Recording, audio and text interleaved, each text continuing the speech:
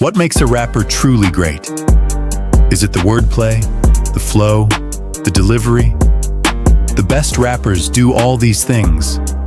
But the greatest?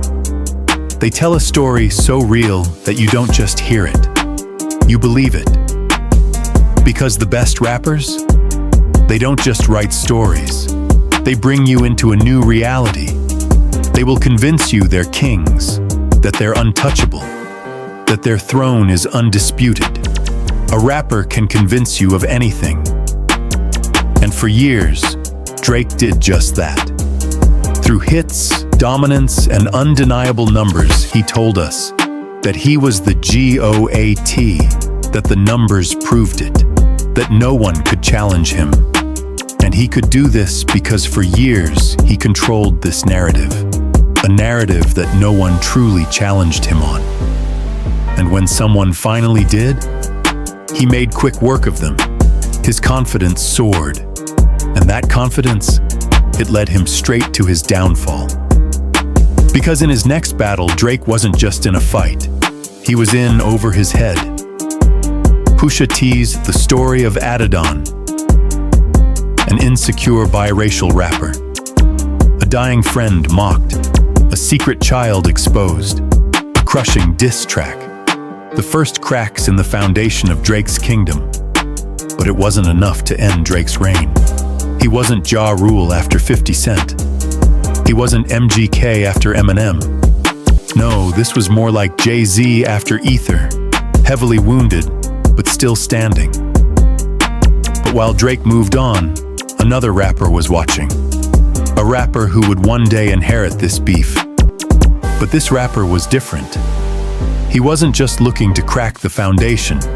He came to tear down the entire kingdom. A rapper who had already made it clear that he too demanded to be addressed by 4 letters. A man ready to tell the world, he is the one and only GOAT. And when it was over, Drake didn't just lose a rap battle. He lost control of the narrative. Because Kendrick didn't just win, he took control of the story Drake had been telling us. He told us exactly how it would play out.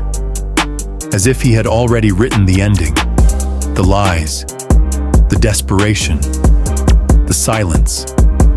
And it all unfolded exactly how Kendrick said it would. But here's the craziest part. Drake could have avoided it. He thought this was just another rap battle. He thought he knew his opponent. He thought he had it all under control. So he ignored the warning signs. And with each song Kendrick dropped, a declaration, a warning shot, a prayer, a funeral, and finally, a celebration. Drake thought he was dealing with a firecracker, but he never saw the fuse. A fuse he lit himself many years ago. But before we get there, let's start from the bottom. 2013, Big Sean's Control. That's when Kendrick called out the entire rap game and changed hip-hop overnight. Some saw it as a challenge. Some praised him. Others, they felt differently. Drake? He took it personally, but instead of responding directly, he played it safe. For years, he only fired back in subliminal shots. So did Kendrick. Until 2024, that's when everything changed. A surprise guest appearance. A song that shook the world. Like that. Kendrick's legendary call-out, letting everyone know that he was not only the best, but that his so-called competition, bums. Drake had no choice but to respond. And his response? A cease and desist letter. Was it a desperate move to erase history? Or Drake's way of taunting Kendrick? Then he dropped back-to-back diss tracks. Weeks went by. No response from Kendrick. Drake was winning. But then, 17 days later, Kendrick responded, an onslaught, each track more devastating than the last. And in his final, most ruthless track, Not Like Us, Kendrick taunted him. Drake's response, desperation. Releasing the Heart, Part 6. A feeble attempt to defend himself. One that backfired so hard, he deleted it from Instagram.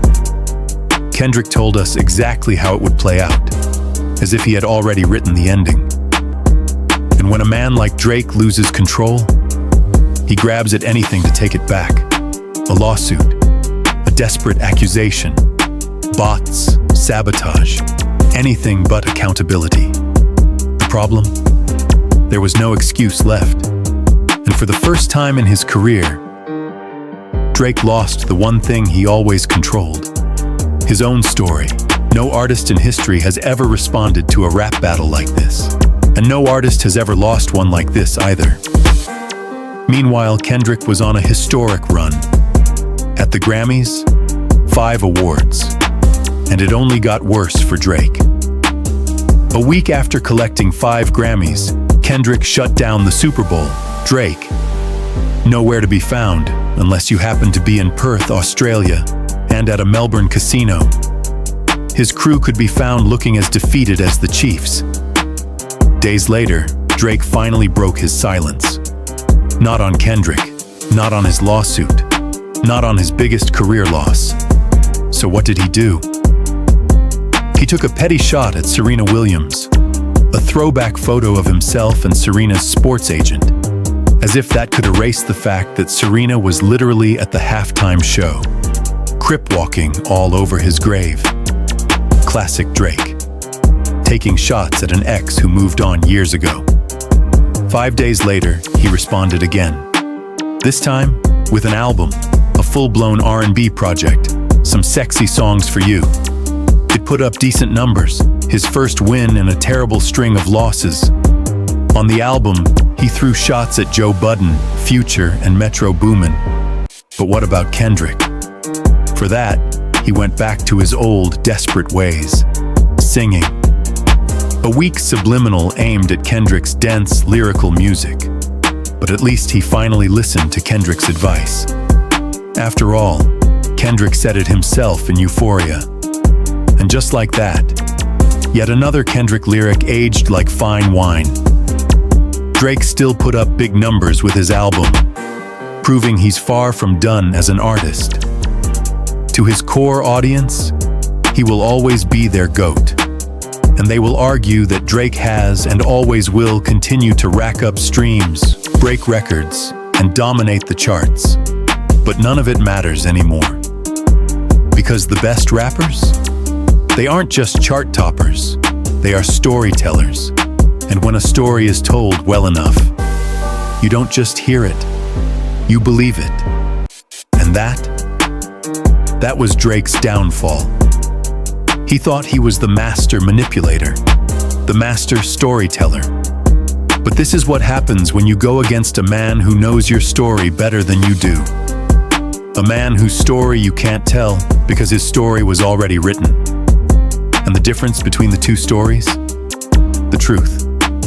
Kendrick didn't just tell Drake's story, he rewrote it. And the world? They didn't just hear it, they believed it. And in the end, it was never about Kendrick. It was never about rap. It was never even about the music. It was always about the one battle Drake could never escape: himself. And that, like Kendrick warned, is a lifelong battle.